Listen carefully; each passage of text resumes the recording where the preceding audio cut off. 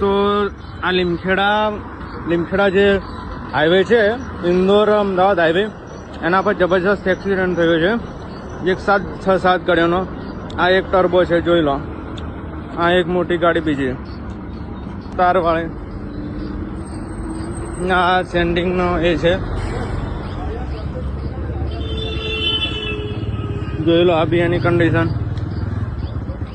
આ બી ગાડી, આ ત્રીજી, પછી આ ચોથી પિકઅપ,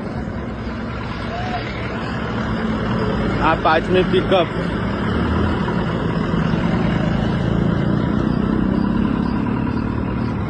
અને આ છઠ્ઠી.